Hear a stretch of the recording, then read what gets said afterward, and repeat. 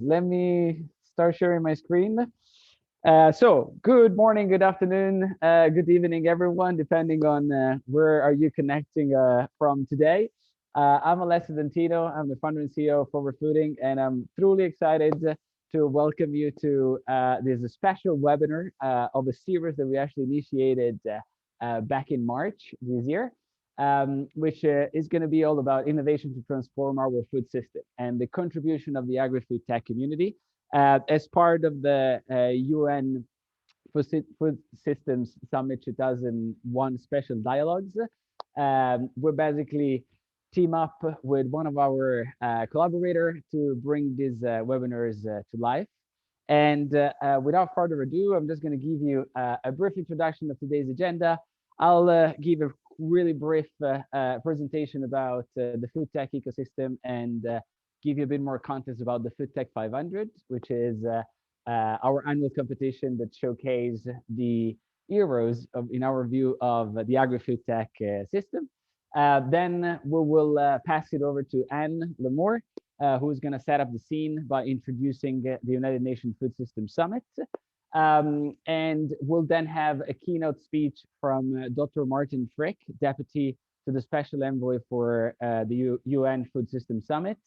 And that will then be followed by a panel discussion with five top-notch food tech founders that we've taken from this year FoodTech 500, who will basically tell you more about their company.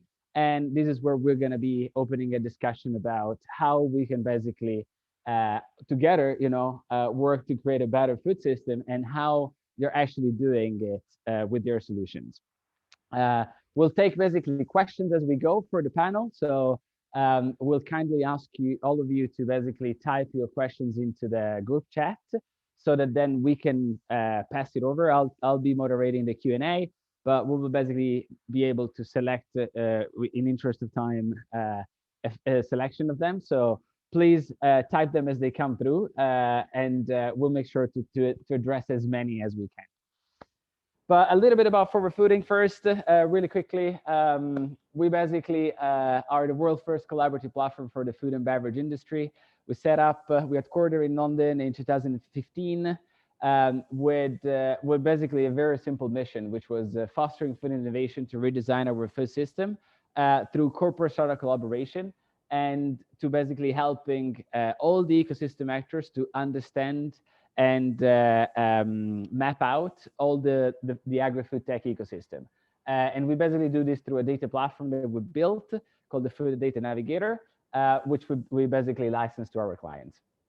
But to basically give you a little bit more information about what we do, as I mentioned, the data and insight part of it is a pillar of our offering, where we basically help, we map about 13,000 now ecosystem actors, including startups and scale-up companies, accelerator, incubators, international institutional investors, and corporate venture capitals.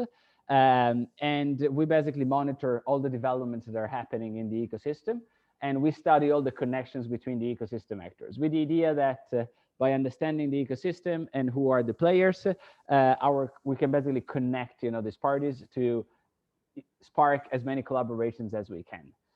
Scouting and matchmaking, which is part of our corporate investors offering, where we basically scout companies based on their brief and we matchmake them.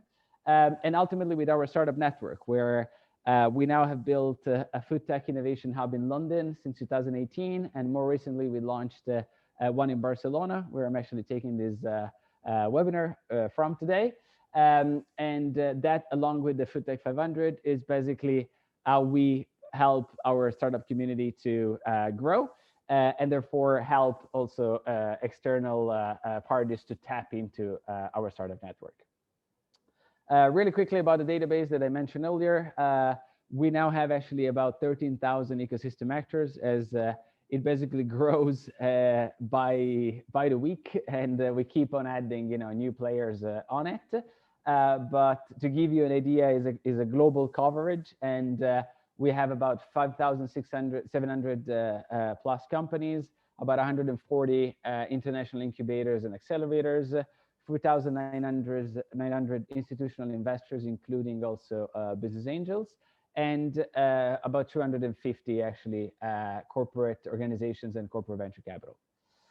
Our global network at a glance, we work with about 20 corporate clients, primarily, well, with actually including 5 Fortune 500. We have 15, actually now 18 resident companies in our between our London and our Barcelona hubs. Last year for the FoodTech 500 and for the year before, we've gathered about 3,200 plus applications from international startup and scale-up companies. And we have about now actually more 18,000 newsletter subscribers to our monthly newsletter that we send to both corporates and startups. These are some of our partners, the supporters and clients. As you can see, we put them all into one bucket as we work with them in different levels, in different ways, but the idea being that they are part of our network, and we do effectively collaborate, you know, with all of them to make them part of something bigger, as opposed to just treat them, you know, only as clients, or, you know, as a give and take, you know, relationship. But here we're basically all about, I'm here to talk about the FoodTech 500, and which is actually our endeavor to really celebrate the world's entrepreneurial FoodTech talent around the world, and to basically shine a spotlight on the innovators that are changing our food system from farm to fork with their solutions, which we think, you know, through technology and entrepreneurship can actually better our food system. And the way we basically built it up is through a scoring mechanism that has been refined over the years, which basically takes into account 3 main variables: business size, core, digital footprint, and sustainability. The first 2 actually come from our data intelligence platform, and they are both algorithm led. The third one is actually has been developed off the back of the SDGs, and is a self-assessment of actually the sustainability of the sustainability agenda of the companies that apply to basically be part of it. But again, we wouldn't have been able to do it without collaborating, which is really a big part of our company's DNA. And this year we partner up with technical partners like Data Scouts, that is actually the provider of the software provider of our data intelligence platform, as well as University of Turin, who have assembled a great team of experts in sustainability to actually design the survey that we gave, that we sent to the companies to basically understand their sustainability agenda, and therefore score them on the sustainability side of things. We couldn't be able to do it without our sponsors, which include Neon and Rotten Stem Enterprises. But also we couldn't have done it and reached, you know, more than 2,000 applications without our media partners, which, as you can see, they basically span the world from Asia to Israel through Australia and beyond. And they basically were the ones who have helped us to reach regions that we would not necessarily be able to cover ourselves. Just key numbers, as I said, more than 2,000 applications collected. So I can tell you it was a real endeavor for us this year to choose the companies, the 500. We've covered about 63 countries, and so far we had about 900,000 page views from 100,000 visitors from 170 plus countries. And for next year edition, we've already collected about 750 applications, which basically makes us think that it's going to be a good year, a good other edition of it. And just to kind of give you an idea of the composition of the list, which then you're more than welcome to check out at forwardfooding.com/foodtech500. Here we've tried to basically gather a little bit of insights from the companies about where they were in terms of stage of development, where they were playing in which subsectors, if you will, of the agri-food tech system. But most and foremost, we wanted to understand better the composition of their management team. And so without even touching too much on the high level numbers of the fact that, for instance, 374 companies are revenue generating, and 400 plus have received actually investment for a total amount of 4.1 billion over time. What I would like just to stress here, which I think is going to open up also an interesting discussion in our panel, is the fact that this ecosystem is very diverse. So more than 45% of this year's FoodTech 500 basically either are female founded or have female in the top management. They are BEM, LGBT, or founded with disabilities founded. So we really think that one of the key drivers of that makes this ecosystem so thriving is the fact that it is diverse in its own nature. And we really think that compared to any other tech space, this is a big advantage that will help actually the ecosystem to grow even further. So this was just really the point that I wanted to make about diversity, and the fact that you can also learn more about the FoodTech 500 from 14 reports that we developed this year to showcase the success stories of our listing. And on our website, you can /reports, you can basically download some of these reports where you will find exclusive interviews with some of the founders that we're featuring there, which we basically subdivide into different categories and subdomains to help you basically narrow down, I guess, your areas of interest. But without further ado, let me introduce you to Anne Lemore, who's gonna be our moderator, and is going to give you a brief presentation about the Food Summit, the Food System Summit. Anne, over to you. Thank you so much, Alessio, and good morning, good afternoon, everyone. I'm really delighted to be with you all today. I am Anne Lemore. I'm the president and co-founder of Chef for the Planet, which is an international network of chefs to promote sustainable eating and gastronomy. And prior to moving back home to Paris, I worked for the United Nations as a diplomat for about 20 years. So I'm particularly delighted to bring two areas of my life together today and to be with all of you. The food tech community really has a huge role to play in bringing about innovation and engineering sustainable solutions today, but perhaps even more importantly, in shaping the way the food systems of tomorrow will take inclusivity and nutrition and health and resilience and sustainability much more into consideration. And this is why it's great to have this discussion today. Let me tell you a few words about the UN Food System Summit. It is being convened by the UN Secretary General, Antonio Guterres, in September this year in New York to launch bold new actions to transform the way the world produces, consumes, and thinks about food, delivering progress on all the 17 Sustainable Development Goals, each of which relies on healthier, more sustainable, and more equitable food systems. So the summit will take place in New York. There is a pre-summit this summer in a few weeks in Rome at the end of July.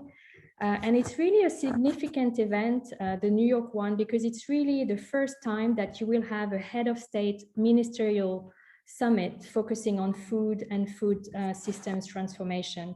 And this shows the growing importance of the connection of food and sustainability, but also related issues such as climate change, environment, the issues related to population growth and how we're going to feed 10 billion people by 2050, issues also of health, of course, food security, which has been also exacerbated by the pandemics, and also issues of equity and inequalities. So what are the vision, objective, and principles of engagement of the summit? The vision of the Secretary General of the UN is really that of a people's summit, a summit to open to all to transform our global food systems, to better provide for a growing population facing new and emerging challenges. So it's not, it hasn't been conceived as a closed door diplomatic event. The idea is really to have an inclusive and open process, as everyone, whether it's businesses, government, international organization, consumers, civil society, everyone has a responsibility in the transformation of our food system.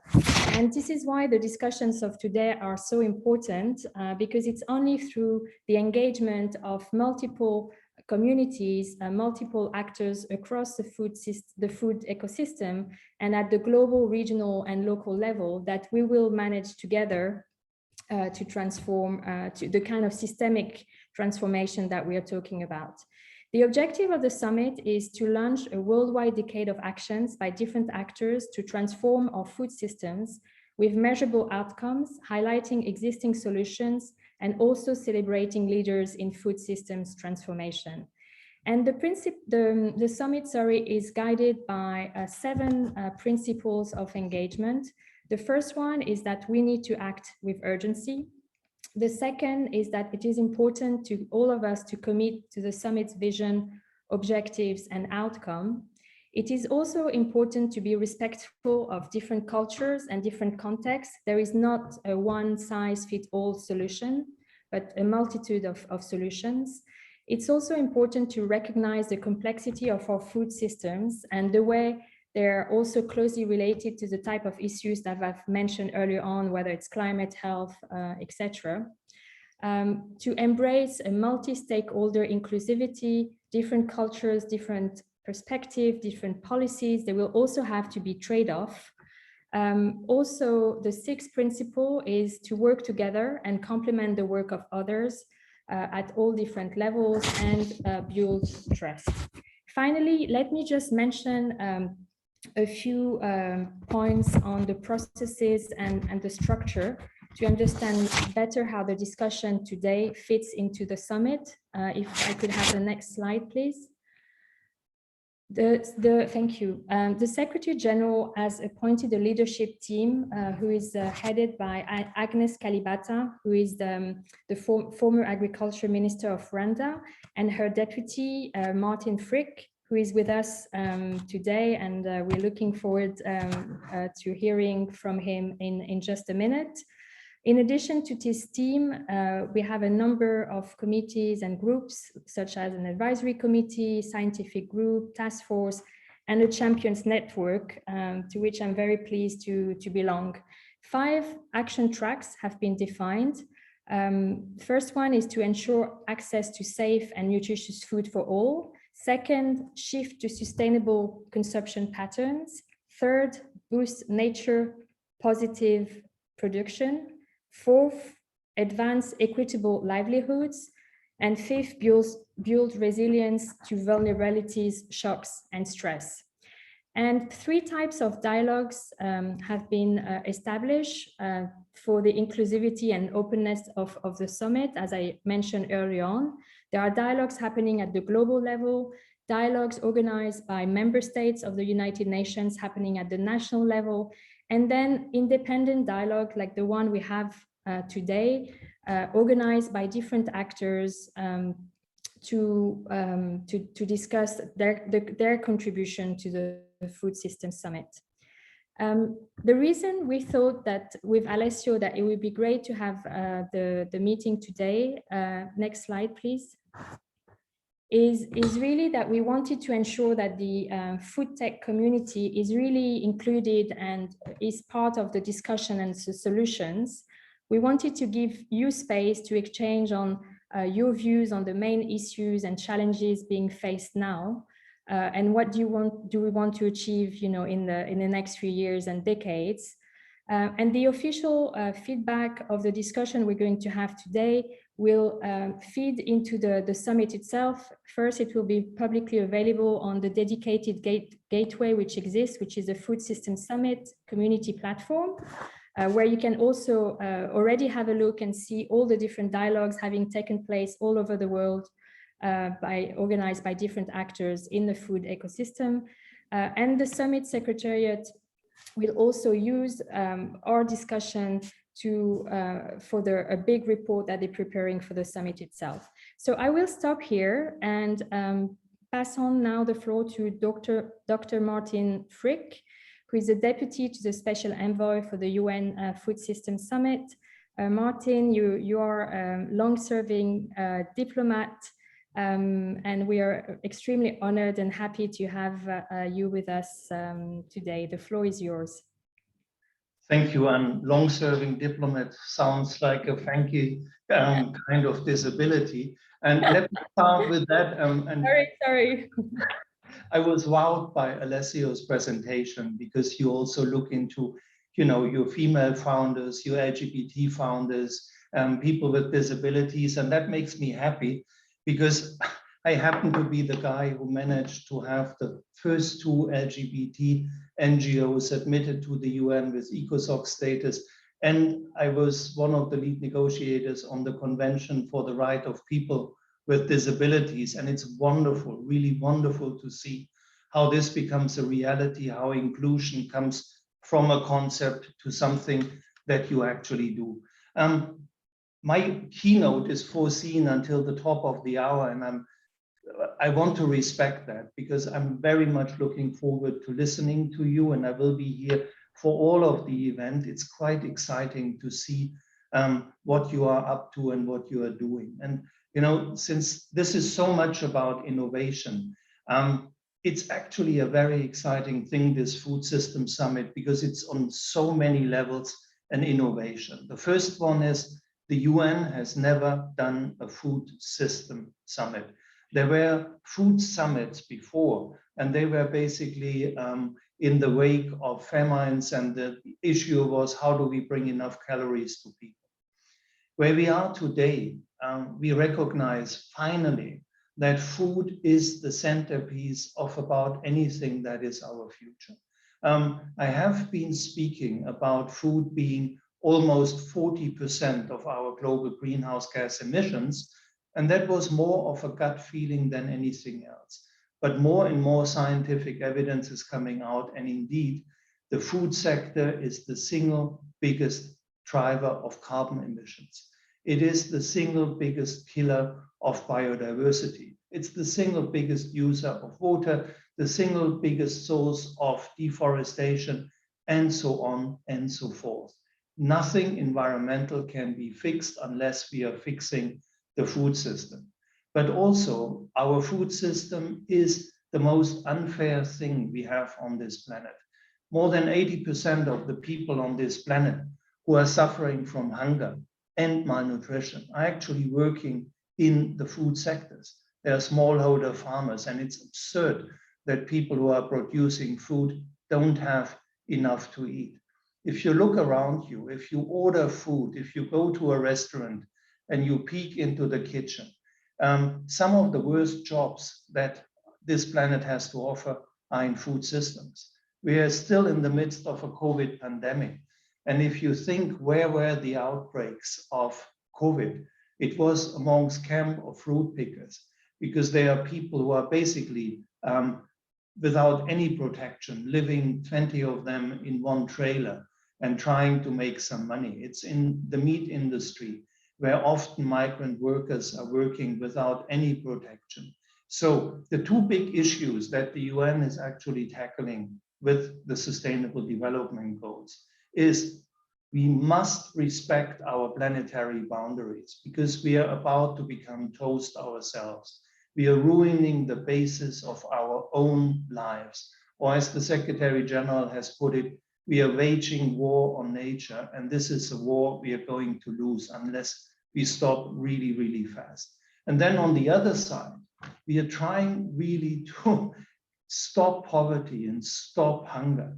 But the hunger numbers are going up. Even before COVID, these numbers were going up. And the number of malnourished people, and that includes obesity, micronutrient deficit, what have you, is 3 billion people on this planet. And it's simply because they cannot afford the diets that would actually keep them healthy and fit. And on the contrary, we have X many people who are ill precisely of what they are eating and the substances they are taking to their body. So obviously, our food systems are broken, and we need all of our combined efforts. So that's the first bit of innovation, that there is a summit that puts right in the center food systems, because it is the link between all of the environmental agenda and all of the equity fighting poverty agenda. But the second bit is that this is not, and Anne said it really nicely, this is not just a club of ambassadors sitting in a circle and negotiating something. This is 130 countries and counting, doing national level dialogues with all of their societies, basically trying to fix what I just described. It is now 600, I believe, independent dialogues like this one so far, where we want to hear from everybody. It's a champions network, people like Anne, who are connecting us to all sorts of communities we need to talk to. It's a massive scientific community that gives us the backing that we need. And it's 5 action tracks, which you have described, that are engaging with 100 member states and literally thousands of organizations and individuals. In that, we are basically trying to open up the doors of the conference room as wide as we can and bring the spirit of multi-stakeholder cooperation and discussion to all of our sectors. And so the biggest challenge, and I want to end with that because I promised to shut up by the top of the hour, and I'm committed to do that. But the biggest challenge is all the time to break silos. People are so comfortable to speak to their peers, and they are so deeply uncomfortable if you take them into a different community.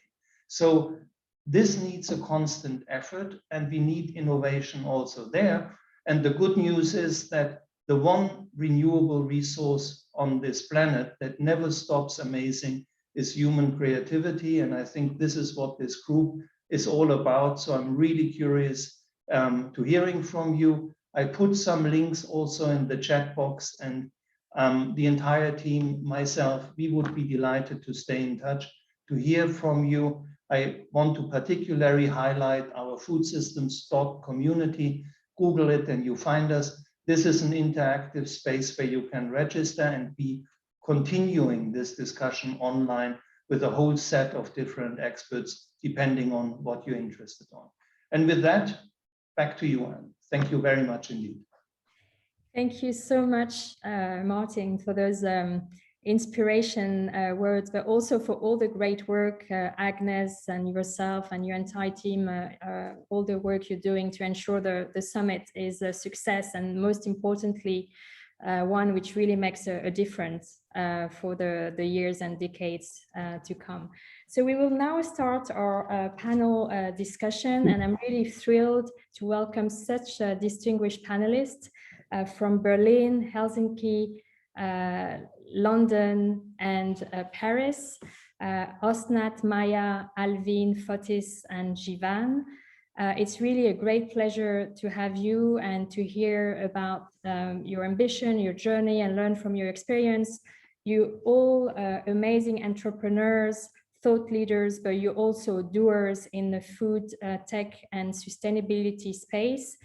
Whether you're focusing on alternative proteins or plant-based, food waste and insects, local production or alternative to dairy products, you're all contributing to trying to fix our food systems and to the systemic transformation of it, as Martin has just highlighted. As a reminder to our audience, we will have now about 45 minutes of discussion with our panelists, and then a Q&A session, which will be moderated by Alessio. So please, if you have any questions, do not hesitate to send them through the chat, and we will do a triage and then try to have to answer them as well as possible, and with our panelists. And so now we're going to start in turn, and Osnat, welcome. It's really a pleasure to have you. Could you perhaps introduce your company for those in the audience who do not know so much about InFarm, and tell us a little bit about the story behind its creation, and also how what kind of impact you're hoping or you are contributing to with InFarm. The floor is yours. Absolutely. Thank you, Anne. I'm very happy to be here today with such a wonderful panel and great subject. I'm Osnat Michaeli. I'm one of the founders of InFarm, and I'm leading the brand and marketing and PR at the company. So InFarm is hyper-local, low resource, and high-yield vertical farming system that scales with market demand. We integrate our control environment farms in the city and farm in places such as supermarkets, restaurants, and distribution centers, cutting the food supply chain, the lengthy food supply chain, to provide a diverse selection of tasty, nutritious, hyper-fresh, and affordable produce year-round. By distributing our farms directly within the heart of the city, we are improving not only the quality, but also the environmental footprint of our products. In late 2016, we built the first farm inside of a store. It's a supermarket here in Berlin, a wholesaler that caters mostly the restaurant and the chefs of the city. So we designed this farm and what it grows based on the wishes and preferences of the chefs. And this farm was, first of all, we were sold out on a weekly basis, but also this story about a farm inside the store became super viral, and we started to get phone calls from other retailers saying they want to participate in the urban farming revolution. Today we are almost 5 years later, and we are in more than 1,000 stores across 10 countries and working with, I would say, 50% of the world's top retailers. Wonderful. Thank you so much. Can you maybe just tell us a tiny bit more on the technicality, the technical solution behind InFarm? How does it really work? Absolutely. So our farms are modular and easily integrated into any given space. They can be stacked to create farms in various sizes to meet the exact demand. And you can see in the picture behind me that it's like a Lego farm. We basically, each one of those units has a 25 square meter footprint and produces the amount of roughly a football pitch size farmland. All the farms are remotely controlled by AI, basically, that ensures that the plants get the best condition to thrive.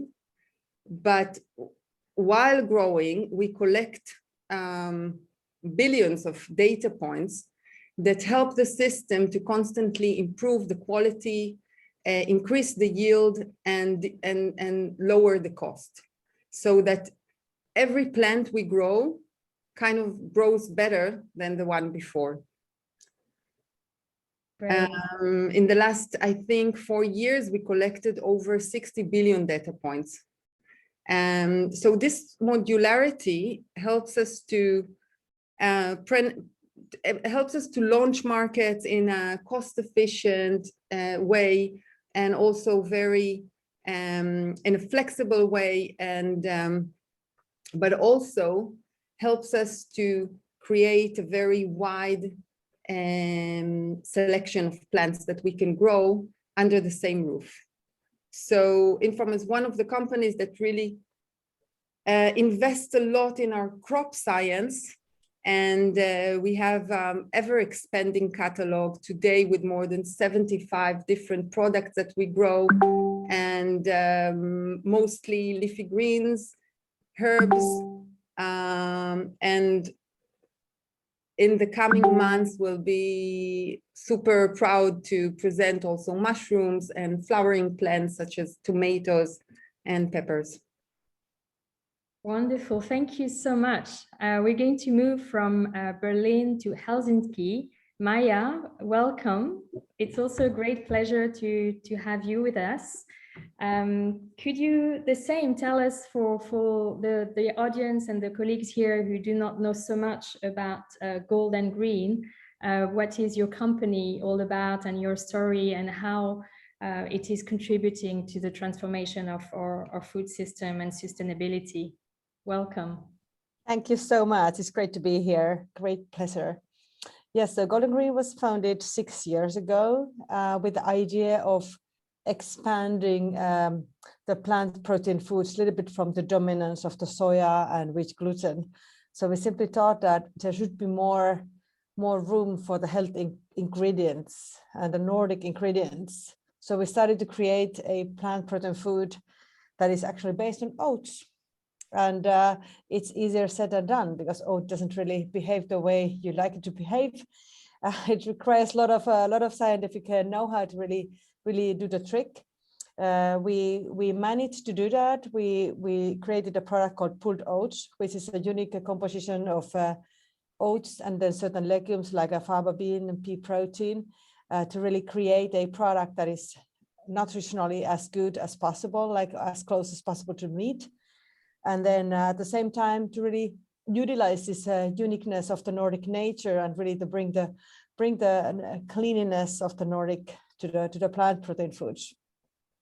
The main thing really for us has been that we have tried to create something that is not having this problem of like a laboratory sounding ingredient list with all kinds of strange and crazy ingredients, but something that is like so clean and pure that also people who are a little bit suspicious towards the plant protein category could just take because they want to eat the ingredients and they know and they do trust those great ingredients. But at the same time, it's also having a great consistency in the structure, which is of course most important, that you have the good mouthfeel and not mushy, but just the right amount of juiciness and fibrousness and all of this. So yes, the company was founded 6 years ago, and now we already supply to about 15 countries. Our patent is already applied, approved in about 50 countries, and more coming all the time. So this has been a nice success story in that sense.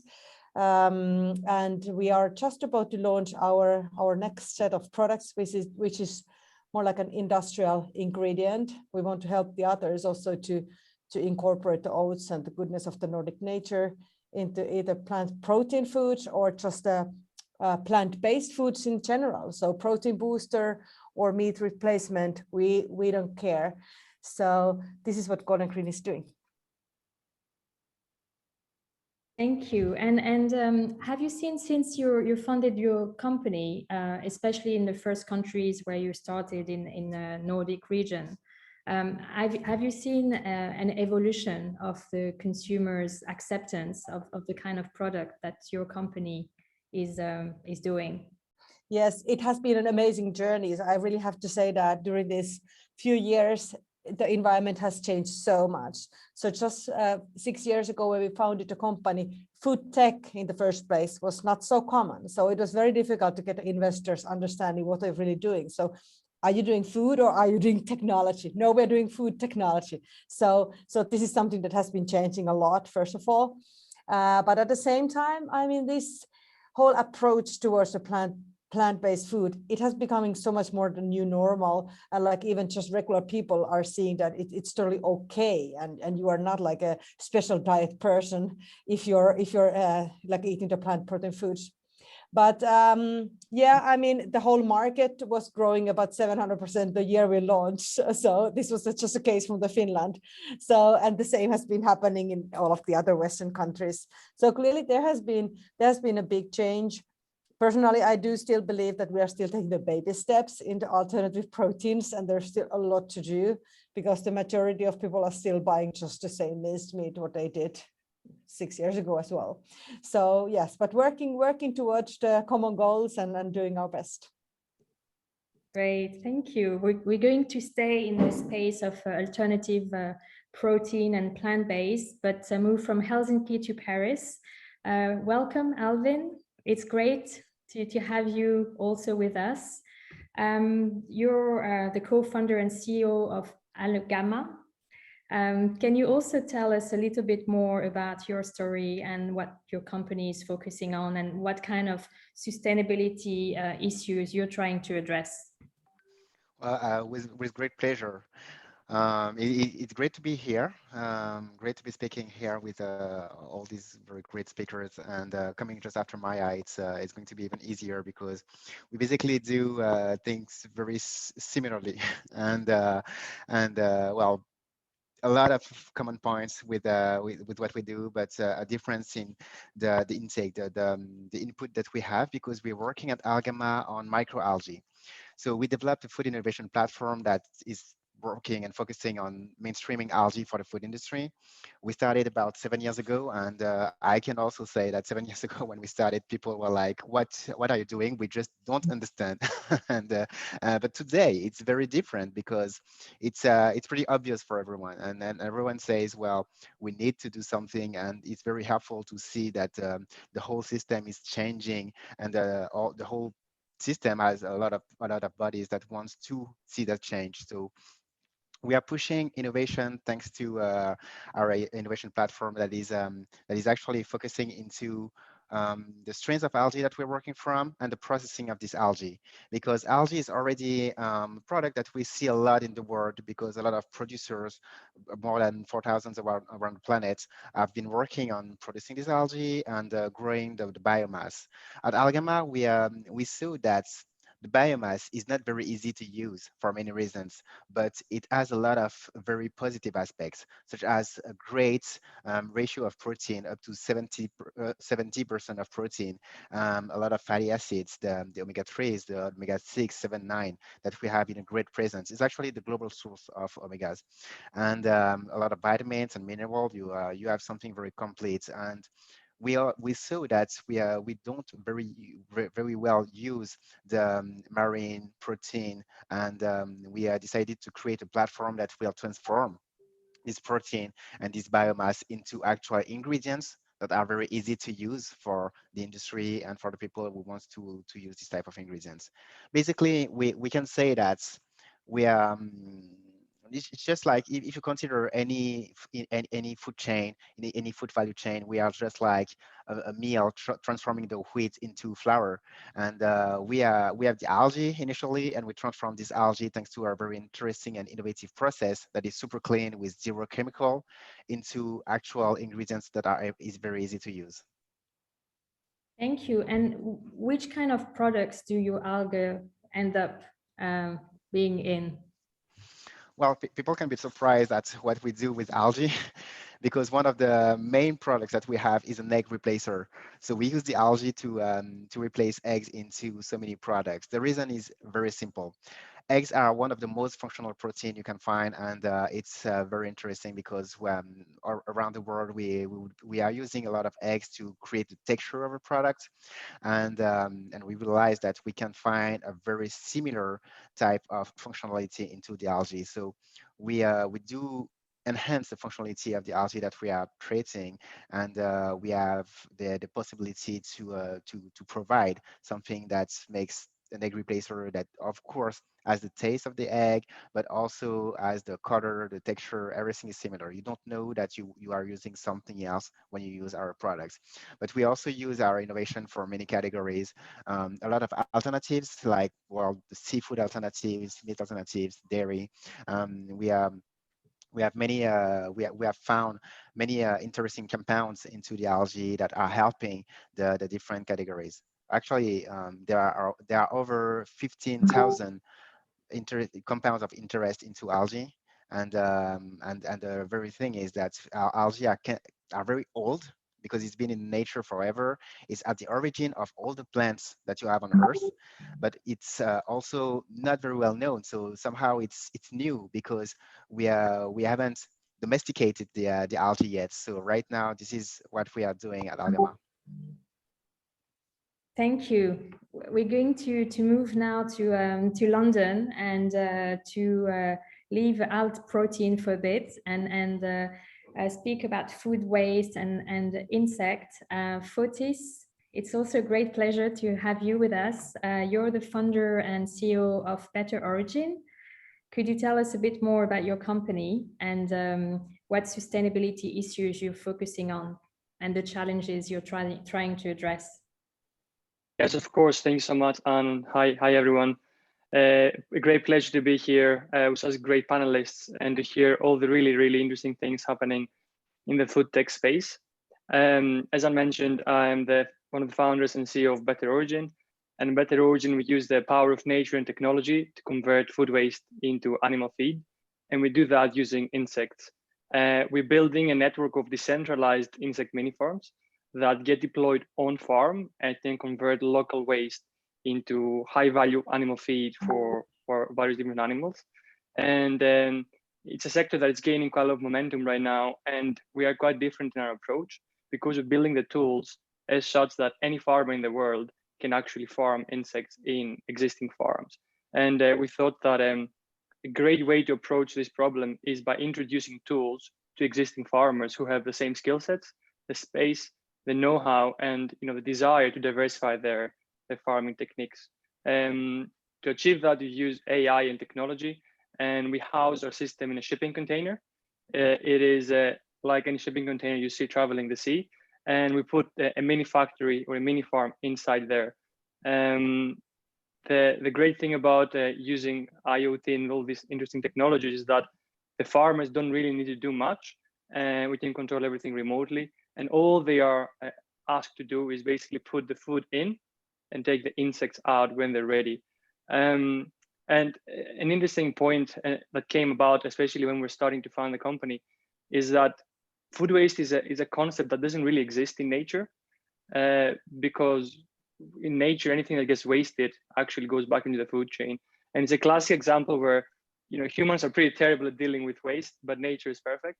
So if we can actually use the power of technology to mimic nature in more situations like this, then we can eliminate some of the problems that, whether we like it or not, they're a bit man-made, if you like. So insects in nature play this role of taking the trapped nutrients of, let's say, an apple biodegrading and putting them back into the food chain through converting the apple into fats and proteins that are essential amino acids and nutrients for any animal to grow. Right now, we are focusing on the poultry sector, and we're deploying our modules on poultry farms to convert waste from the food supply chain of a supermarket or a big food company, or a farmer into the feed for chickens. But in the pipeline, we're developing products for other species like salmon or pet feed, and of course humans as well. Because a really interesting thing that I didn't know when we're starting the company is that the protein found in insects is animal grade, which is the most superior, pretty much, protein you can find. And that's why going forward, if we can manage to introduce more ingredients made out of insects, the food supply chain will become much more sustainable. Yeah, and I think that's it. In brief, that's how we do. Yeah, it's really cool. Have you, what kind of challenges, especially at the beginning, you had when you talk about insects? I mean, I've been trying in France, I'm talking a lot about insects, and that is going to be a future, in terms of proteins. And there are also a lot of countries and regions in the world where insects are not only used for animal feed, but also human are eating us. But what kind of reaction and challenges you've had to face? Oh yeah, it was there were challenges both from figuring out how to farm the insects, but also from reactions that we got from people. As you rightly mentioned, about 2 billion people in the world eat insects. So it's just only in the Western world that we find this a bit yucky or a bit strange. Well, in the beginning, from a technical perspective, there was no go-to strategy or a guide of how to farm insects. So we had a lot of days where we would walk into the shed at the time, and there would be insects on the floor and the walls and everywhere. So there was a big element of difficulty in the beginning to figure out what is the environment that those creatures enjoy growing in, and what kind of substrates can we use to maximize their growth. And then building on that, how do you even process an insect, right? If you want to convert that in the various different proteins. But then on the flip side of like how people perceive this, it's really, really interesting to see how people would react. Let's say here in London, right? 5 years ago, if we talked about eating insects, and now 5 years ago, they would call me crazy and say, you know, what are you talking about? I don't think we will ever eat insects. It's disgusting. And now I've even got my friends to try some, which is, I think, quite a big win.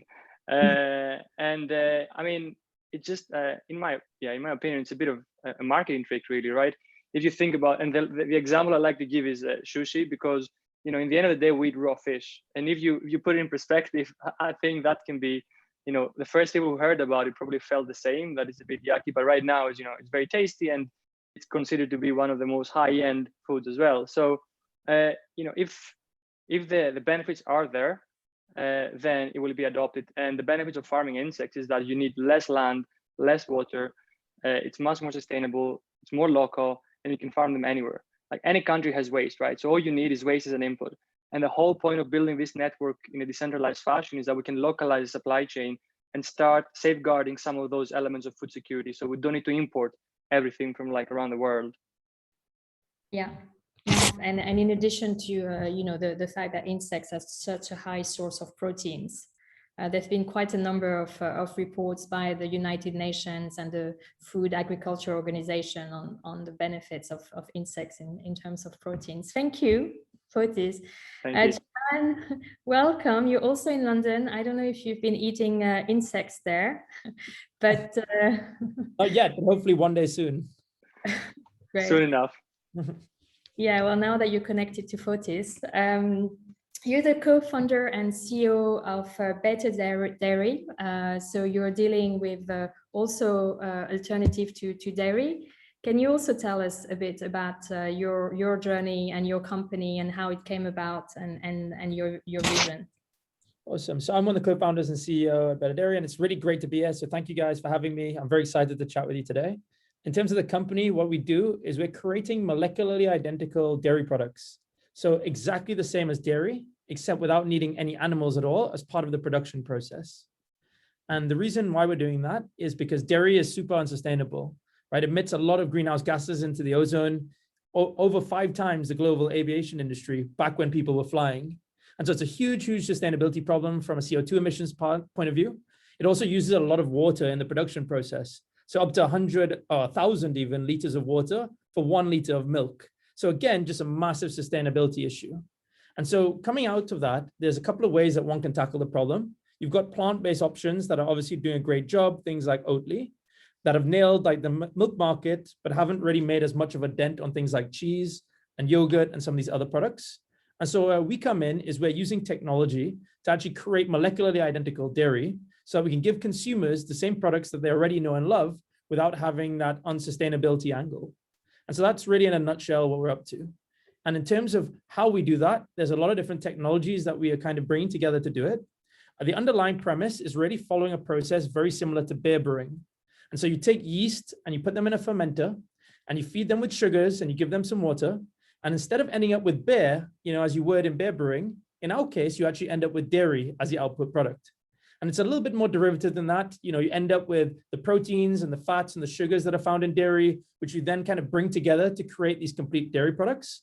But that's basically the way that we're kind of going. And that's where we're mobilizing the technology to deliver basically a cheese that tastes like cheese, melts like cheese, and you can put it on your pizza and you won't know the difference. And so that's us.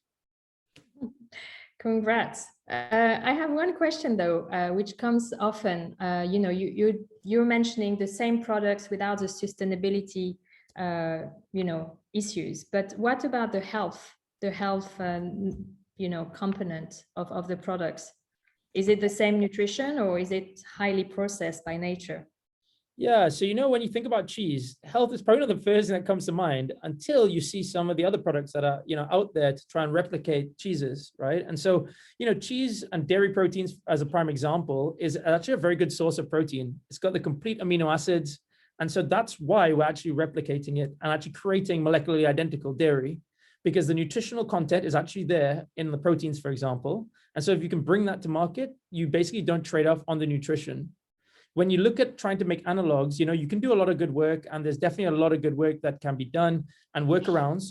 but you often have to trade off on one or two dimensions, especially in difficult categories like cheese. And so we don't have to use any of the starches and oils that are currently being used to replicate cheese making.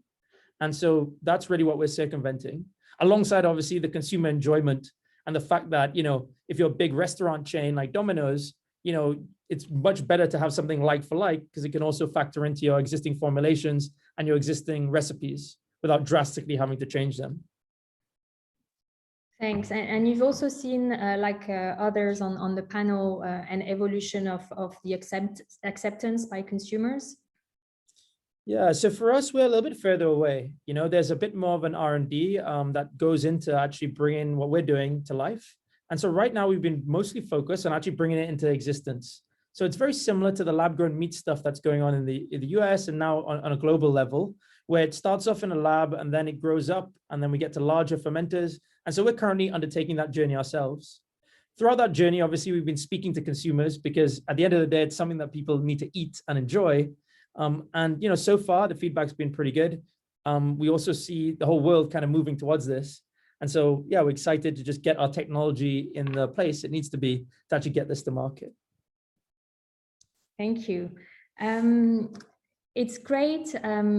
We have the opportunity to have Martin with us for the entire session. So Martin, do not hesitate also to jump in if you want, or if you have any questions. And Alessio, as well, as you're monitoring the questions from the audience, if you want to jump in, please do so. I was, hearing you, I was wondering, in your respective companies and areas, what would you say are the main challenges and the main tensions that you have encountered or that you're foreseeing encountering in transforming our food system, and how are you managing those tensions, and how can we overcome them? Osnat, I don't know if you would like maybe to start.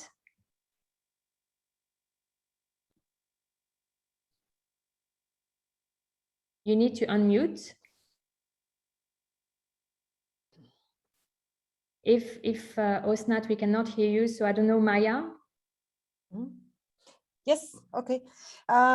Yeah, I think that there are really like many obstacles that are mainly in the consumers' minds. So the educating people and like making them understand that what is the new normal, that is definitely the biggest thing.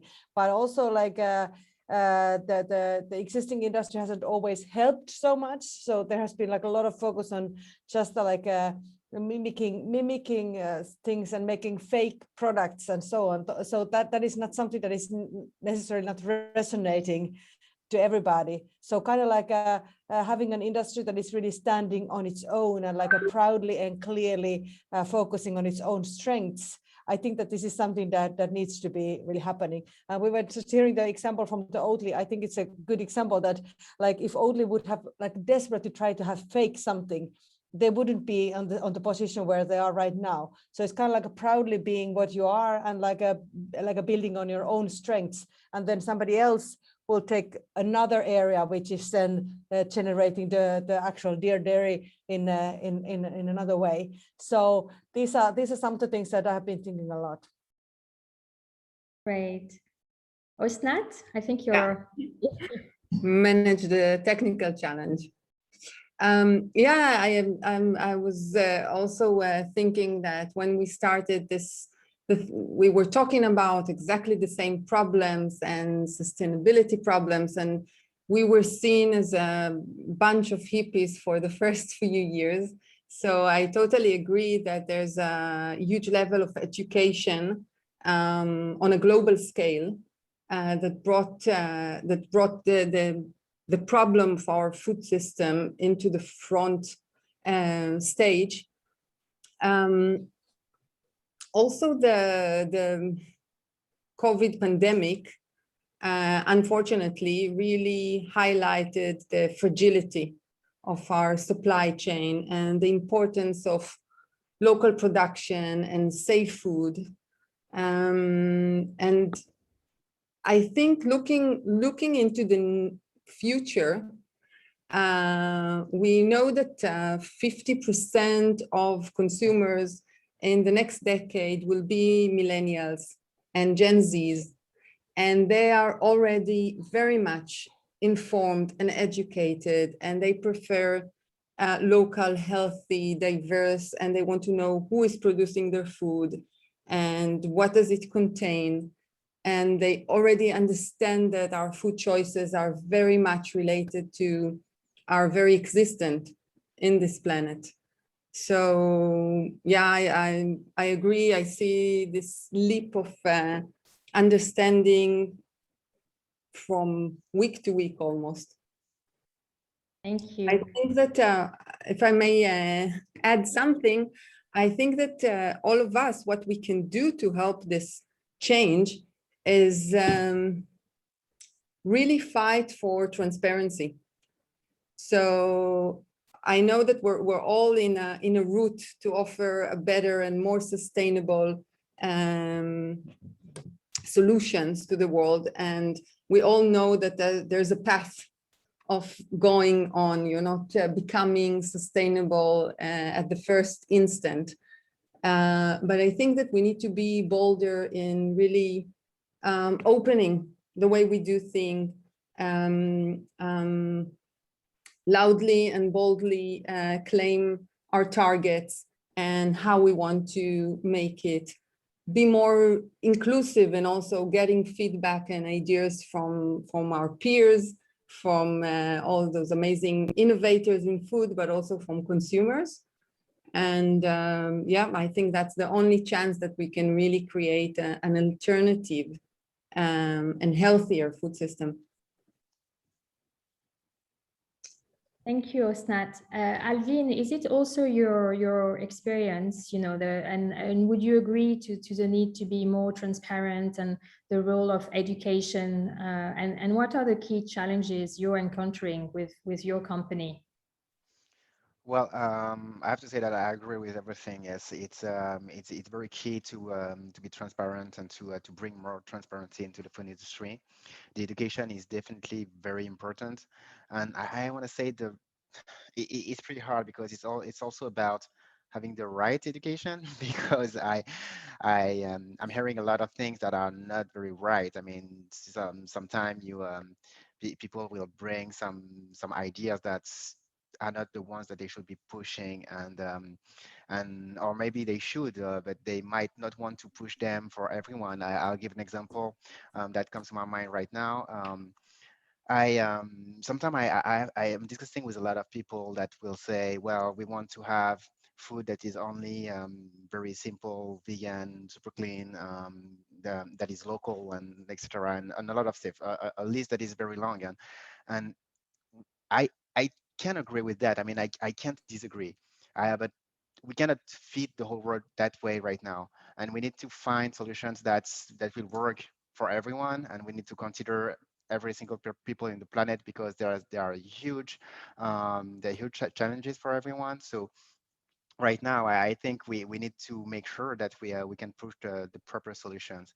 And education is also a matter not only of consumers but companies, because we are working a lot with companies at Algama, and we see that they don't know everything about the revolution that they need to be a part of, and they kind of, for some of them, see a marketing opportunity, or they don't even see it, but it's very complicated to us, and we spend a lot of time to explain how they can bring better products to the consumers they have, to their customers, and it's a lot of work, because it is very surprising. They've done one thing forever, the same thing forever, and sometimes they don't really know how to make healthier, how to make more sustainable, but that would actually work.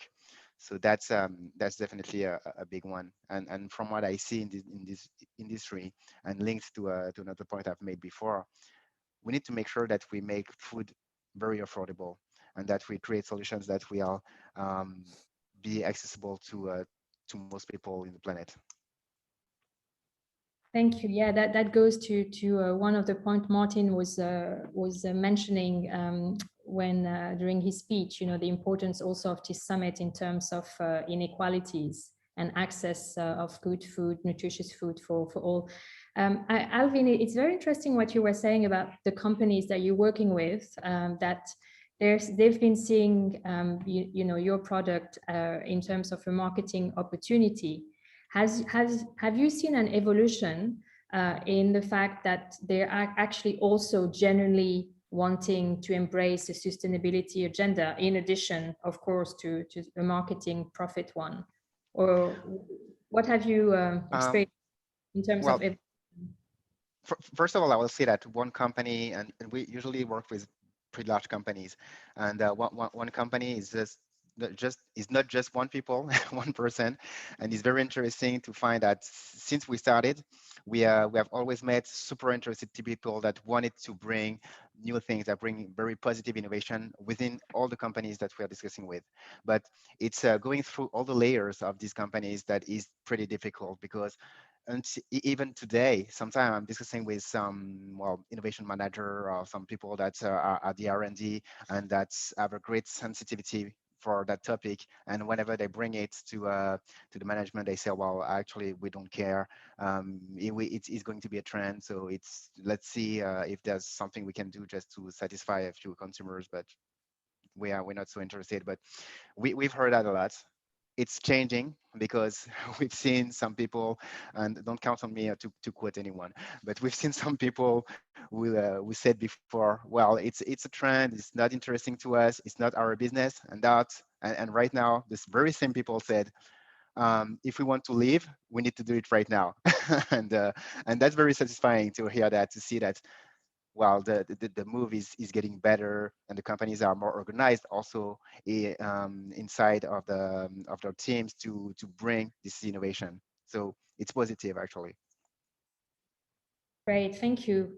Fotis, is it also your experience that the evolution is quite positive, and what is the main challenges and tensions you have been witnessing with Better Life? Yeah, of course. I mean, education is a very important element as well, as was mentioned before. And I think as the younger population is going to become the decision makers, they've been educated in a way that I think they are more transparent and more environmentally conscious. So I'm just hopeful that that wave is coming. But some of the challenges we are facing as well is very much around regulation and policy as well, because the regulatory bodies are still playing catch up with the insect industry. To give you an idea, the insect is still classed as an animal, and the same regulation that applies to other animals apply to insects, and actually in nature it's not how it works. So there's an element of helping and working with the regulators to unlock certain packs, if you like, to boost the industry, but also policy. In my opinion, as I'm growing as a person as well, I'm realizing the importance of policy if we want to introduce things at large scale.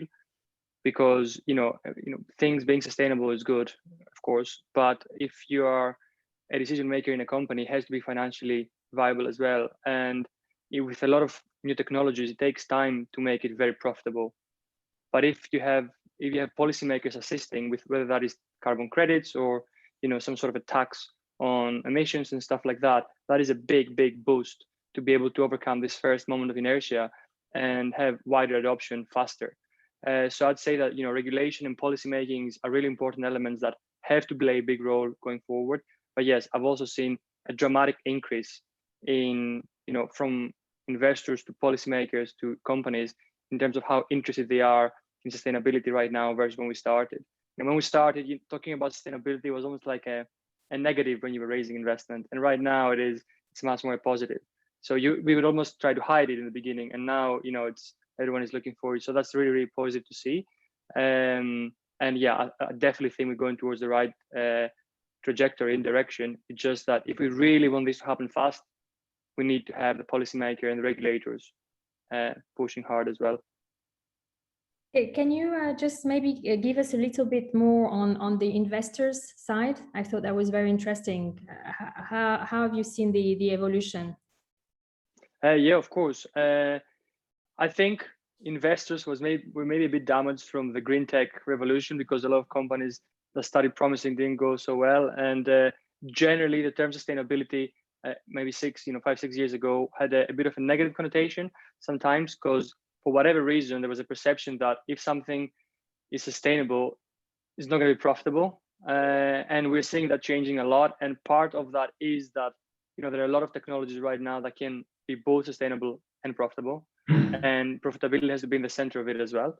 But also there's a lot of push from, from the UN, from governments, from regulations, and from consumers as well, to see more sustainable products being circulated. So generally the movement is going towards there. And we're seeing now from early stage investors all the way to banks being very interested in investing in ESG, investing in sustainability. And yeah, the more investment there is available for this kind of solution, the faster we'll see it getting adopted. May I give one comment on that? Yeah, I also think that, one of the key things is also the willingness to invest into the factories and the hardware. This is also something that is changing a lot, because like just like 6 years ago when we were like raising our first rounds, like it was really a mission impossible to really get an investor who actually wanted to help you to build your factory. But we know that in all of the bioproducts, in order to bioprocesses, it's a must. You cannot really move food and a biomaterial like you move the bits. So yeah, so it's really very important that there needs to be the availability of funding also for the hardware and actually the pilot processes, and then even the bigger factories. But this is something that is clearly changing these days now already. Thank you. I couldn't agree more. Yeah. I'm just going to jump in, and here as also Martin has very politely Martin. raised his hand using the Zoom feature. So I guess he wanted to tap into the conversation. No, thanks very much. Fascinating discussion. And I was listening to many of you. I just wanted to jump in on what Fotis said about the need for regulatory intervention. And if you have a tax or something on environmental damaging practices, on incentive for something that has a lower carbon footprint and so on, I think that's a very universal topic. And one of the issues that are coming out with the Food System Summit is actually that the economics of food systems are loop-sided. We have experts who are basically saying the global food system generates something like $10 trillion value a year, but at the same time creates 12 trillion in damage, most prominently actually not even in environment where the damages are really high, but in health costs by unhealthy foods. And I'm following also the chat box that people are, because they are low income, driven to unhealthy food. So one of the key things that we want to get right in this summit is also to internalize the externalities, and then things like producing organic food, for example, or things that you are doing have a complete different ratio if you look at the societal costs as a part of. And that is one, I think, of the strongest argument for a system summit to bring policymakers together. And it's not only bringing in new things, but also cutting off old subsidies. In many countries, you have basically subsidies on a basic range of staple foods that were the right thing 40, 50 years ago, but you don't want to subsidize sugar anymore, or saturated fats and that kind of thing. So bringing that together and changing the regulatory framework, I think, is one of the big things to push for. Just wanted to make this remark. Thanks. Thank you, Martin. Jivan, are you also agreeing with others on, education and the main challenge? What are the main challenges and tension you've been encountering developing your business? Yeah, so there's definitely a huge overlap with what the other panelists have already said. I think I resonate very heavily with what Fotis said around regulation. With what we're doing specifically, there's a regulation piece as well, which can open it up the adoption quicker or slower. And, we look at Britain, as a place that's moved away from Europe and can reshape some of its regulation off the back of that, as well as other regions in the world that can kind of design their regulations or have more autonomy over their regulations to design some interesting regulatory policy to accelerate adoption. There's some really interesting opportunities around regulation. And so while it's a massive challenge for us, there's also an opportunity for governments to step up and create these more conducive environments for people to operate. And so regulation is there obviously for the right reasons to protect and safeguard the consumer. But at the same time, to Martin's point, just like with subsidies, some regulation is also antiquated or needs a bit more refinement and a bit more, I guess, conscious effort in terms of figuring out how to make it more suitable for purpose. And so I'd say that regulatory piece is one thing that we're working on. That is a challenge. The other thing for us, I'd say, is on the science side, really. We're using yeast to produce dairy. Like, let that sink in. A couple of years ago, when I heard about that, I was like, that's absolutely crazy. And, we're making some good work. We have some really good scientists who are working on it. But, we have, some work still to do to actually make sure that process actually works as an end-to-end. And then to, Alvin's point, drive down the price point to actually make it accessible for people. And so, in our challenge, it's really about, we're using a more high-tech approach, which the prize is there, and it's very clear to everyone. If you can create dairy that's the same, like, we don't have the consumer acceptance as much, really. People will like flock towards it, but really the price becomes a thing, the regulatory becomes a thing. And these are more the challenges that, we think about in Better Dairy. And thank you. What about on the investor side? Have you seen an evolution? Yeah, totally. I mean, like in the last like 18 months, there's been a transformation, I'd say, in terms of how investors are perceiving things, the funds that are coming out in terms of more sustainability driven, to Fortis's point. I mean, I'm fortunate as well. A lot of the companies here on the panel have been pioneers, for the last couple of years, battle hardened from maybe getting laughed out of the boardroom. For us, we were more new kids on the block. COVID happened. We had to raise our investment in COVID, which was a challenge in itself. But fortunately, we caught the wave of the shift in mindset. I didn't have to spend 3 years getting laughed out of the room for being sustainability driven. We caught it at the right time. But yes, the wave is changing, the wind is changing, and it feels like the wind is behind the sails of companies that are doing what we're all doing on the panel, hopefully. Well, yeah, I think we're all hoping, and we're all seeing that change. So it's much more than hope. Thank you so much. I will now pass on the moderation to Alessio. Thank you so much, Anne, for doing a brilliant job. I'm usually the one taking care of of doing this part of the work, but thanks a lot. You've done an amazing job, and the conversation has left me literally speechless. I think we've covered, anything from ag tech all the way through precision fermentation, insect, plant-based, algae. So we really, I think, have helped, I guess, all of our attendees to get a little bit of a virtual taste, at least, of what the future of food is going to look like. But we basically selected some questions from the audience. Well, I'm going to start with one that addresses all the panelists, and then that, I guess, has been asked to all the panelists, and then I'm going to go with a couple that were asked to be addressed to some of you. So the first one is, how do you feel about the huge power of the mass distribution, which I guess is, we're talking mass retail, regarding the topics we're covering over here? So I guess trying to reframe it is, what has been your experience dealing with large distributor? And I guess, it varies from company to company quite a bit. And how do you feel about, I think their power, or, how do you think they should channel, the power? And we can start, I would say, whoever wants to jump in here.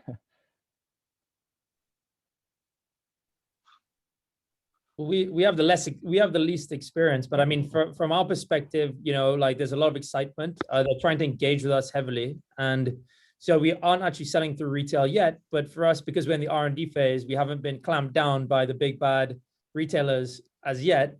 I guess a further point to that, having worked with retailers in the past, I suppose it comes down to how much you can leverage. If you're building a very powerful product that's very exciting, you build a very good brand around it, the leverage is more in your wheelhouse. If you have something that's more generic and there's multiple people doing a very similar thing, then you lose the leverage and you have to play the game a bit more, is my, amateur take, but I'm sure, some of the other panelists could probably speak more to it. Thanks, Jovan. Anybody else who wants to add? I could say a couple of words maybe about that. Yeah, even like, I mean, plant-based food, of course, is kind of like easier in a way, because like all the ingredients are known and there's no novel food and there's nothing like that. The processes are rather known and simple. I mean, even if you have like massive innovation, it's still kind of like built on known blocks in a way. You're just reorganizing them a little bit. But I really see that. I mean, yes, nowadays there's like so much collaboration, so that like there are no like not like these big forces against a few or something. So even like the big meat companies, they really want you, and like everybody wants to collaborate with you. We have been seeing that the food service sector actually has been a really great helper, like educating the consumers. Like, for example, we work with Taco Bell in 5 countries, so it's been really great to kind of like have them to serve the taste samples for people. Like, okay, yeah, like, you know, taste it, it's plant-based. No, it can't be plant-based. Of course it is. So those kind of things, they're really helping a lot to have this message going through. So kind of like if you're just only you and alone trying to really tell everybody that I'm doing great things and this is the way that people should be eating, you really have to collect this 400 million or something like that for funding to really buy your message through. So in a way, I do believe on this collaboration networks and the kind of like grassroots networks partnerships. Fantastic. Thank you, Maya. Anybody else who wants to add? I would add, because basically our collaborators are retailers and distributors. And this has been for us a strategy from the beginning, because we wanted to create a solution for the mass market and not to be, you know, a niche product for wealthy people. So I think this is kind of designed our approach going forward to create something that is always very inclusive. So both engaging with stakeholders that are innovators and has already the same mind and thinking like us, but also collaborating with the big players, because they have the leverage, they have the client base, they have the logistics, and they are the one that can really make the change. And I think that if you're working closely with your clients and really tailoring your offering together with them, you have a very good chance to get great collaboration from retail and from distributions and so forth. And yeah. Fantastic. Thank you, Osnat. Absolutely. To add to that, because we're working with retailers as well, and we're trying to use our units or our farms to utilize the waste from the supply chain to feed the animals in the supply chain. So, I mean, for us at least, it took some time to find the right people who, you know, thinking the same way and they're ready to walk the talk, if you like, because a lot of people talk about doing things, but then in the end of the day, who does the actual execution is a different story. And yeah, I'd say that by working with large distributors, you actually get a benefit of being able to scale faster as well. So it's not, I wouldn't say it's all bad because, you know, a company has a lot of power. It's negative. And as long as, you know, there's a positive tension between those players, which there is in the retail sector. I mean, there are few retailers, but still there's a competition between them for pricing, for distribution, for market share, and so on. I'd say that, yeah, if you find the right partner, then that can really help you scale much faster than if you didn't have a player that has such much power. And louder your voice and messaging also, right? Correct. Yeah. Thank you, Fotis. Alvin? I really agree with everyone. I mean, that's I think retailers are pretty big, but they're moving trillions of dollars every year, and that's better to help them shift a little bit of it and more and more, so to right solutions. And that's much easier than trying to recreate everything from the very beginning, because, well, I think competing against them is not the best way, because well, if we can help as much people that are already the cash, because they have a lot of cash and the power to position the logistic, as we said, it's creating more access to more people and easier. Fantastic. Thank you so much, guys. Then I have one more address to you all, as in someone was saying a lot of focus of late has been on proteins and alternative proteins. What is the next frontier? What new technologies can help us deal better with food waste instead of producing more? So I guess is your speculation on what's the next frontier for food tech in a word or a couple of words? And how do you think, or maybe every single technology that you guys have developed can help tackle the food waste issue? I can start by saying that I feel like we're still at new frontier. It's not like it's been established yet. So we're still like in that forefront fighting to get in the frontier. And yeah, I mean, utilizing already existing mechanisms, quote unquote, from nature to be able to convert waste to feed, then that's massive, because, and I'm sure most people are aware of these numbers, but we're wasting 1/3 of food produced every single year, and yet we need to increase food production by 70%.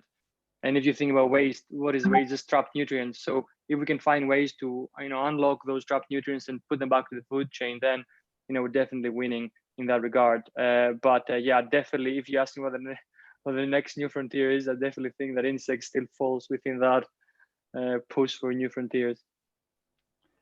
Thanks, Fotis. I can say a couple of words. Yeah, I also think that the industries, like the sub-industries, really would need to collaborate much more.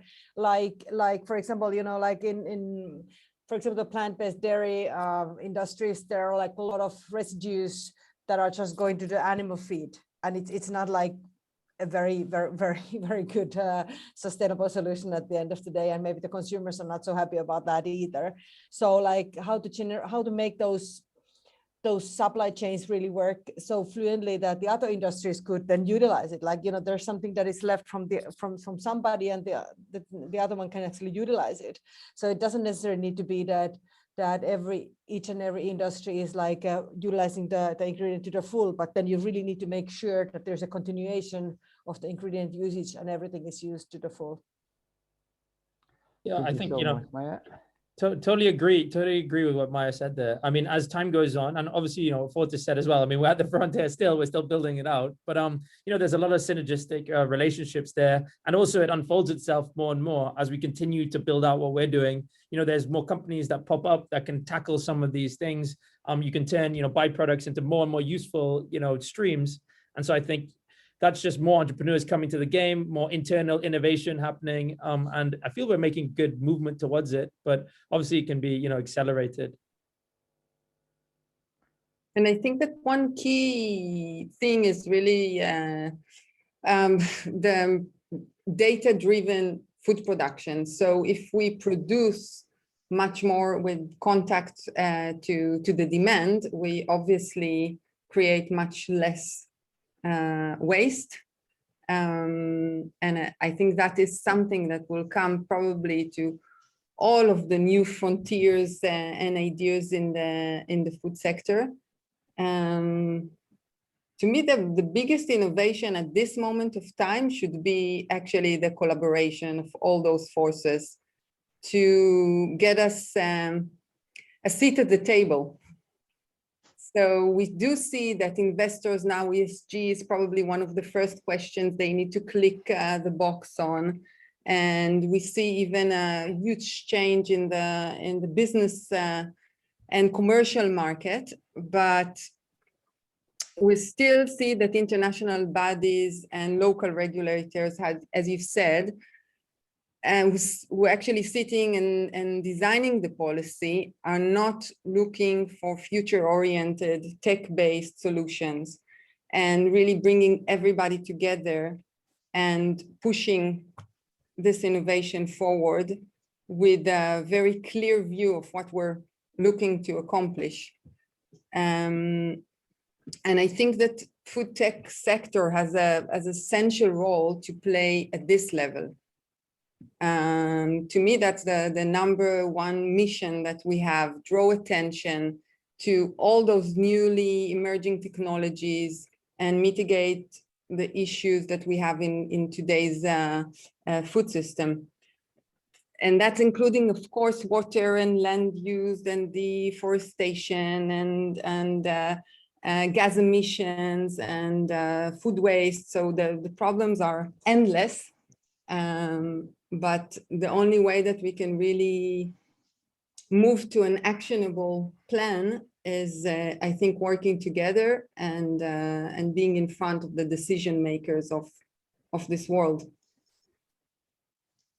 Well, Thanks a lot, Osnat, Osnat. Alvin, is difficult to to jump in here. But yeah, no, it's actually I like coming after everyone because you say all these interesting points, and it's much easier for me because as you said, Osnat, I mean, technology and collaboration, I think these are very important points that if we'll bring things together. We do use that a lot. We do at Algama work a lot with a lot of people in the value chain to elaborate ways to use their waste and waste so they can use our waste, so we have absolutely zero waste in the whole system. And it's a lot of work, and we saw that while using AI is a great tool to be able to manage and to improve what we're working on. I would add up education, definitely, because education is very important to be able to change the way we work, because while as human beings we like to overproduce, overconsume everything, and I kind of don't even think that the real challenge is to feed 10 billion. It's to feed them properly, and because producing, we've known for years how to produce that much. So I really think that right now it's all about the conscience that is definitely right here around this table, and the what we are pushing together, that's important. fantastic, guys. I think I also agree with Alvin. I like to go at the very end so that I don't cover points that have already been covered. But this is an incredible discussion, and I'm glad that also the collaboration element is sprung up, as I know that a lot of you guys do it on a daily basis. But I think only together, probably with the industry, with the public body, with the policymakers, we can really change, this food system. As innovation doesn't happen, overnight and also by itself. So I think it's really about creating the new supply chain that can actually, support the development also of some of the technology that you guys are developing, and that cannot be done, alone. But these are my 2 cents on this really interesting conversation. Let me just take a couple of questions individually. I'm going to start with Osnat. Someone was asking, what is your biggest challenge about the vertical farming system you have created? Can you mention a little bit about cost and sustainability? For instance, how much energy do you need monthly to produce greens, I guess, in 25 square meter, which is very precise. So I guess it's coming from someone who knows a bit about the space, but I guess more generally, if you can touch based on sustainability and energy consumption, and what is the biggest challenge that I guess you have faced up to date about the system that you've created? Absolutely. So like we said, we absolutely need to produce more food with much fewer resources. And that's the ongoing challenge at InFarm. And we have a huge team of plant scientists and data scientists that all working together in creating more efficiencies in what we do.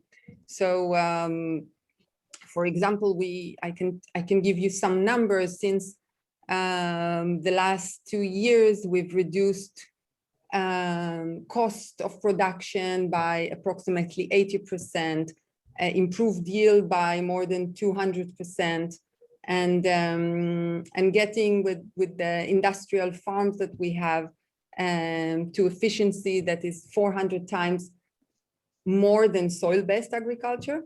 So that's on the big mission of feeding the world of tomorrow. Definitely everything around sustainability is also a matter of constant improvement, as we have set a goal to ourselves to become a carbon neutral food production in the next 3 years. And that is also a huge, huge challenge, as you need to understand, to be fully on top of your game, you need to understand the entire life cycle assessment, right? So at the moment, I'm very proud to say that we are operating, in September, we'll be operating 90% on renewable energy through our entire network. I think that above things that we've already discussed, that are education and basically finding the right business model even to enter with a new product, with a new category, with a new way of working, is really all the time keeping very agile and flexible on the one hand, and on the other hand, always having your North Star and keeping the right direction. And I'm guessing that it's a challenge for lots of startups and inventors, not just from the food sector, that you're always trying to being pulled to different direction, and that's a definite challenge. I think that all of us, and I hope that you feel the same way, are enjoying the benefit of being a purpose-driven company. So for that, we have less challenge with recruiting the best people, the best talent, and having a mission that really binds the entire team together. What else can I tell you? We have different kind of KPIs that we're measuring throughout our farming network, and to really understand our impact. So obviously minimizing food miles, and on average we have 90% less miles than anything else in the food system, and not using any pesticides, any harmful chemicals, and minimizing use of fertilizers and water by 95%. Increasing the resilience to weather conditions as a whole food system. So we're basically looking at food miles, footprint, and water as our main KPIs, and then we have a target to become completely carbon neutral, as I said. Fantastic. Thanks a lot, Osnat. I think it was very comprehensive response. Thanks. Javan, I know that you take for granted that everyone can wrap their head around the fact that you can actually ferment, right, and brew milk. But someone was asking, fairly, I think, do your products have lactose or not? And given that non or lactose intolerances are becoming more such a hype, can you explain a little bit, I guess, how the actual technology works and where lactose actually sits in this whole process? Yeah, sure. So I think it's a great question. So as a high level, there is no lactose in our products. And actually, as an extension to that, it's actually harder for us to add the lactose than to not have it in there. And the reason for that is because with the technology that we're using, you basically sequentially make the individual constituents of milk. And so the proteins, then you can move on to the fats, then you can move on to the sugars, of which lactose is one of the sugars. And so for us, it actually gives us an opportunity to actually piece together and put in dairy the actual best bits of it that are going to make it actually have like the functionality of cheese, the flavor, the texture, etc., while stripping out some of the things that we don't need in there. You know, adding the hormones, we wouldn't do that. Likewise, we wouldn't add the lactose. We'd find another source of sugar. And so, yeah, in a nutshell, that's basically, you know, our product, and we wouldn't need to have any lactose in it. So it opens up new markets as well, you know, off the back of that. Fantastic. Thanks a lot, Jovan. I think, as you said, it's not a dumb question at all. As in, it's actually, when you say, you know, milk that has, I guess, lactose, but is fermented, then people can think that actually there is lactose in there. So thanks a lot for addressing that. Alvin, can you expand a little bit on the scalability of algae production? What could we expect in terms of volumes, or where are we at right now, and what can we expect in the foreseeable future in terms of volumes? Well, the production of algae is actually pretty well known and pretty developed. We work very closely with our producers because we are enhancing the algae that we are working on. And when I'm saying enhancing, I'm not talking about GMOs. It's just about natural selection, and and also the media for the production. So you have basically three ways to produce one of the main one is the raceway. It's like the open pounds where the algae is developed with an agitation, and you have the photobioreactor, that is another photosynthetic way to develop the algae, and it's basically into a tube that it will be transparent, in which the algae would circulate with hundreds of meters of tubes going around. And the third way is fermentation. So actually we do use a lot of algae from fermentation that are developed at very, very large scale. So it's been there for a while, and we on our side we do rely on the supply. We already have more than we need to fulfill our business plan until 2026. So it's not an issue, because we can see already tens of thousands of metric tons of algae produced every year, and around the world, with a production capacity that is growing a lot. And we are also in discussion with many companies that have fermentation capacity, and they want to move the fermentation capacities to produce algae as well. Fantastic. Thanks a lot, Alvin. I think it covered all. Is not an issue. That's the short answer. Producing at scale is not such a big issue. Great. Then I'm going to move to Maya, and apologies, it's going to be a bit long, a bit of a long one. So eating local seems not to be the very, very winning strategy to reach the SDGs. And alternative protein and cultured meat seems to be still far from being affordable to be put in the large market. Time is running out and fast, and action seems insufficient and late. Shouldn't be meat production substitutes the main policies and nutritional focus? Of course, you might have a biased yes. No. I mean, I honestly, because my personal opinion really is that we will need everything. We just can't try to find one solution that will solve everything. And this is really the common misunderstanding, that you sometimes like people asking, what is going to be the thing that is going to replace meat? There is no such thing. It's just going to be so much more fractionated and so much more versatile. So you would basically have the dinner proteins and the alternative proteins all together, like filling this gap that will be left from the meat. But definitely the main point is that we have to be able to make these things more local, more sustainable, more versatile, and more everything. So there are going to be different things that are needed. Like, for example, we were talking about the policy making. So getting the consumers to understand the real price of the meat, the real environmental impact of the meat. So that is kind of like a pushing from the other side. Then from the other side is really like making the local proteins much better available.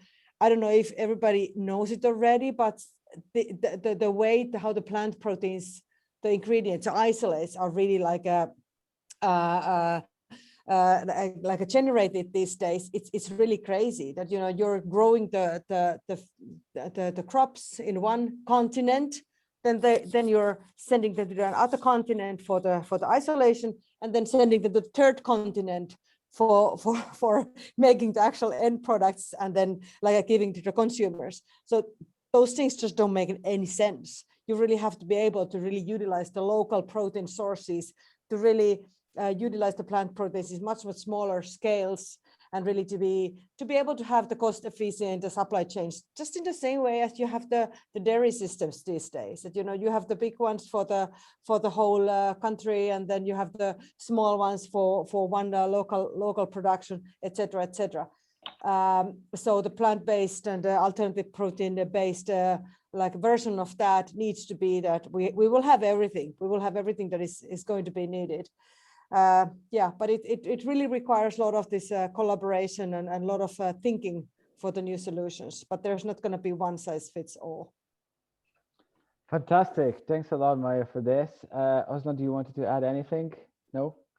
Okay, I saw you were no. Okay, so you're raising again. Okay. I totally agree, and we want to see more. We want to see more product and more tastes and more diversity in our plate, right? So yeah.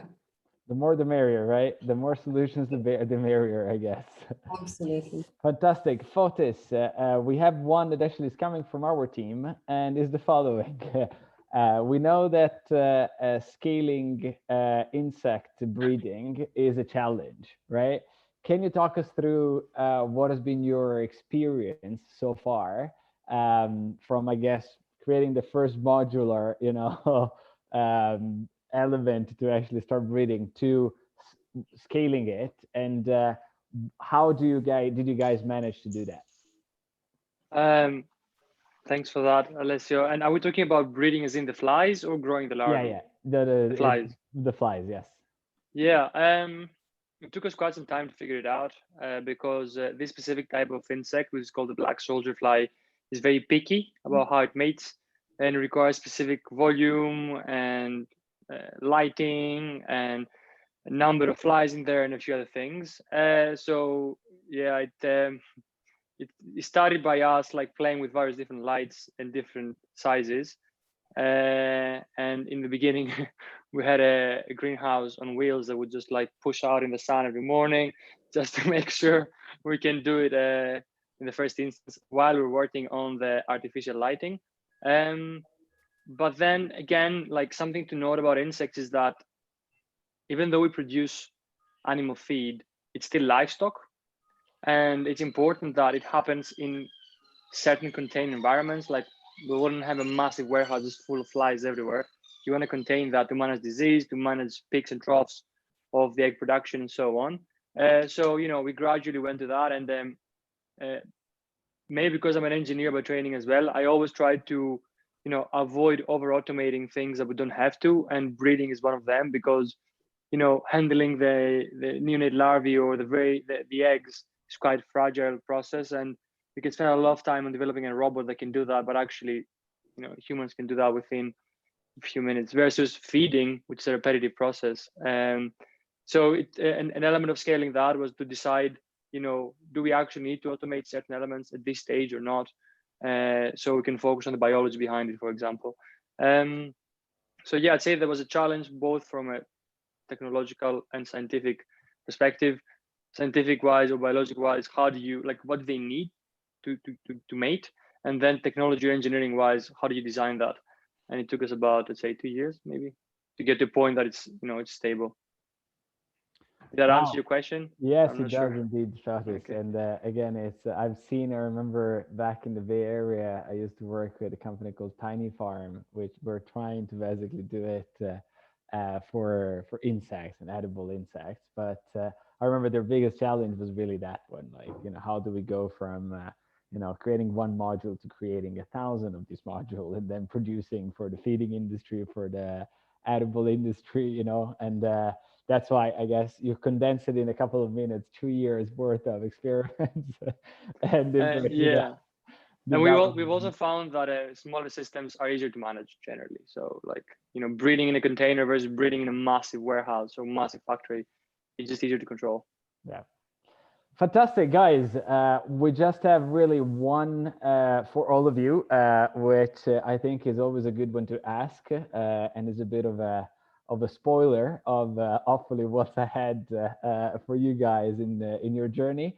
So if you could share literally 1 minute each, any big plans that you guys are working on, what is next for your company, and any big plans that you can share with us. Of course, we don't want anything, you know, sensible here. Of what you can, where you're going to be developing in the near future. Maybe we can start with Osnat. Yes, absolutely. So we have quite ambitious expansion plans in all the markets that we're already operating, and hopefully some new markets as well. We are planning new launch of products.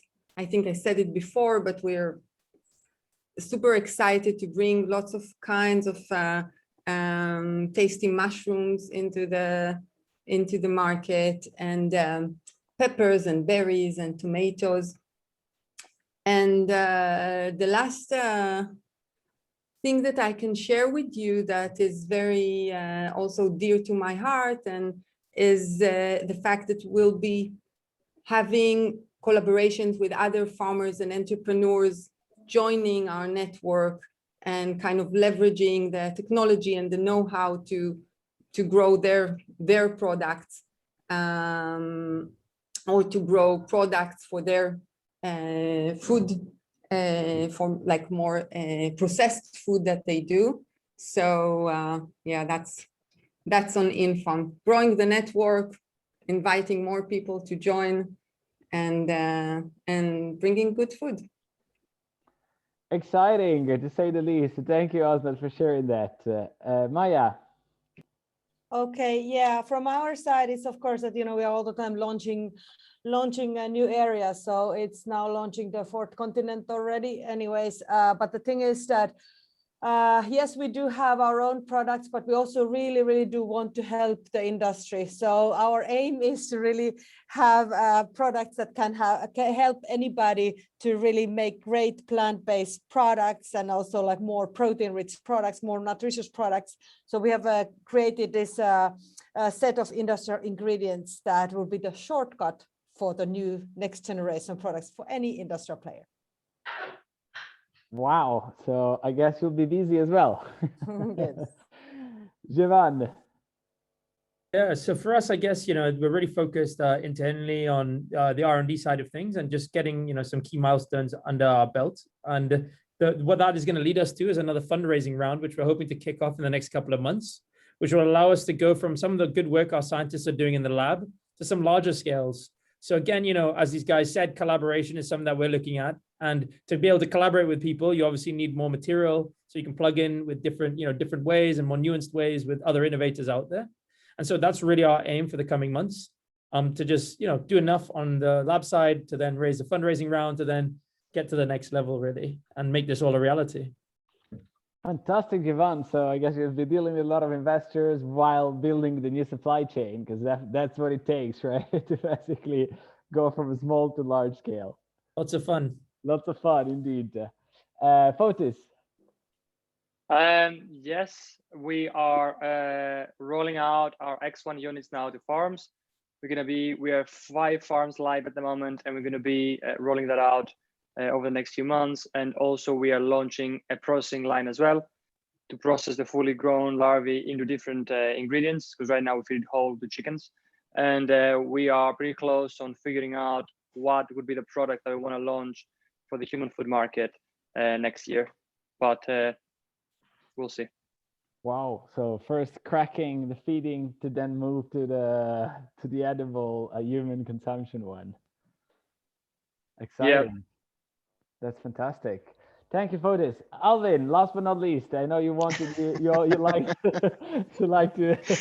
Yeah, you get me last. Thanks, Alessio. Well, maybe spoiling some announcements that we are going to make, but well, Algama is becoming a B Corp company, so that's pretty exciting for a big part of the team, because we've done a lot of work around that, and we really wanted to go even beyond the fact that we are being B Corp, but it's great to be recognized that way. We are going to be among the top 3 companies patenting around algae in the world, so that's when we are pretty high already. So it's pretty exciting to us, and we de-risked so many things that we are going to build our very own factory very soon. So we started to work on that already. We are already selected places to to set up this whole thing. So it's going to be the very first biorefinery of algae, of microalgae in the world, and that's pretty exciting plan. Whoa! So that would just, I guess, need a full webinar to talk about production and and whether we should go down the avenue of co-manufacturing or building your own. And but it's great to hear that you're building your own, and it means that basically you want to do things, I guess, your way, and you got to the point where you can actually do it, right? So I can say that we had to, because had to. I Sometimes didn't really want to do it, but at some point it's true. It's a big topic. At some point you need to build your factory sometime. So right now it is the time. Fantastic, guys. Then let me first thank you very much for taking the time. I know how busy you are. We're always trying to be so mindful about taking out times for entrepreneurs for their busy schedules. But I really appreciate you taking the time. To wrap this up, I'm just going to ask Martin if he wants to add anything else, and then I'm just going to close it with that. Martin, the floor is yours. Thanks very much, Alessio, and kudos to all of you, because you're bearing on a daily basis entrepreneurial risk. You're hanging there often with all of your existence, and I'm really thrilled by what I have heard. I mean, firstly, it's fantastic that all of you are so undogmatic. What I have heard is that a replacement for milk? Well, depends. Is that a replacement for meat? Well, it depends. It's about enriching choices. It's not about ideological fights, which I find fascinating. If you ever seen a children's book about, farms, you always see these cute little farms with ducks and pigs and, trees and all of that, which of course we know is only very, very few of the farms that actually exist. But the reason I'm saying that is those farms had closed circles. If you were peeling potatoes, the potato peels went to the pigs. And of course, we don't live like that anymore. So we're in a multitude of different systems. And to embrace this complexity, to understand that there is no one size fits all, is really the fascinating bit about that. And that's also about building alliances that might not seem straightforward. Spent years of my life in the climate process, for example, and there's so much talk about how you buffer energy from your renewable sources and that batteries are expensive. Well, a source of energy easy to store is actually coal if you isolate it enough. So I have an example where a big warehouse for food was cooperating with a local producer for renewable energy, so that the cooling aggregates would only kick in at the moment of too much production of electricity. So the temperature would maybe fluctuate not by 1 degree, but by 3 or 4 degrees, still safe for the food. And that enabled the energy provider to really deliver electricity security to its customer. So it's this kind of cross-linking and cross-fertilizing that helps us. And I was really thrilled to hear how some of you said, well, we can work with food waste. Food can be feed, wasted food can be energy, can be all of that. And of course, first and foremost, it can be avoided, but it's the complexities of things. And dealing with another reality where in many instances, particularly as more than half of the people on this planet live in cities and not on the countryside anymore, we have to adapt and we have to adjust. And it's fascinating to see how you're doing that. I'm really saying it again, kudos to all of you. That was an inspiring conversation. And, when you deal with so much doom and gloom, as I have been done over the last 15 years, you're actually very grateful to get all of this good energy, inspiration, and using a big word, hope, right? So thank you very much, and a big round of applause to you. Thank you. Thank you very much, Martin. And I'm just going to leave it also to Anne to wrap it up. Thank you so much. I just wanted to echo what both Alessio and Martin have just said. Really, thank you so much to our speakers. It's been so fascinating and I'm so impressed. Congratulations for everything you're doing.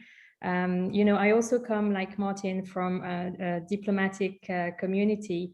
And personally, it's just also been amazing. And this is why we decided to do this event with Alessio, to bring the two together, because generally these are communities who do not necessarily meet so often. Even if at the UN we always speak about the need for more innovation, the need to bring business in and the private sector, in reality we know that it's not always happening.